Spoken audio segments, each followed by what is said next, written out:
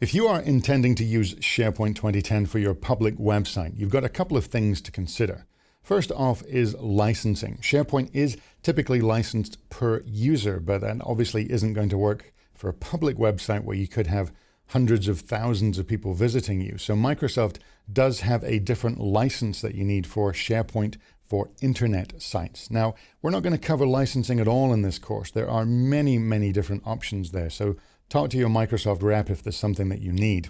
The key technical question is, how do people actually get to your site? Because as we've covered, just creating a publishing portal does nothing to make this accessible via the web.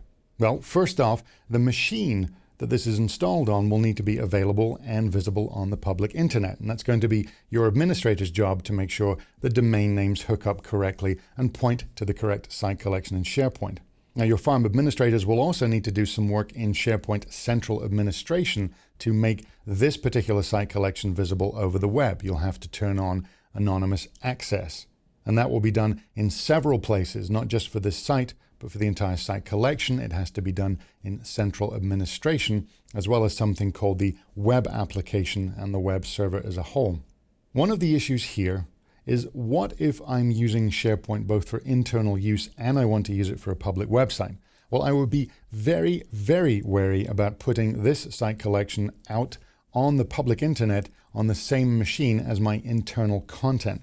Typical practice with SharePoint as a public website is that you put the public part of it on its own machine out there on the web. So if it does get compromised, no one has access to both your internet site and your internal pages.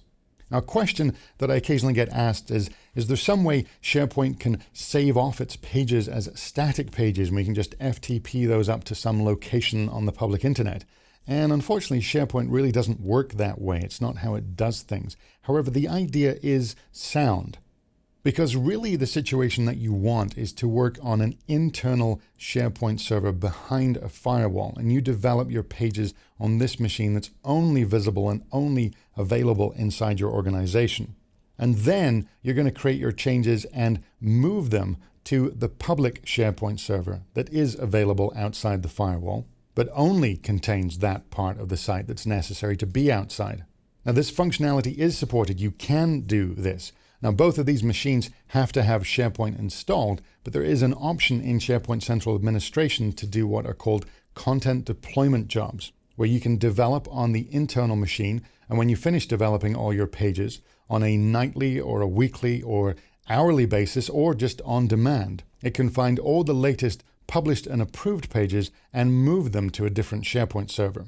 Now, most of what I've talked about in the last couple of minutes are really systems engineering tasks, but they are things you should be aware of if you're using SharePoint to make a public website available.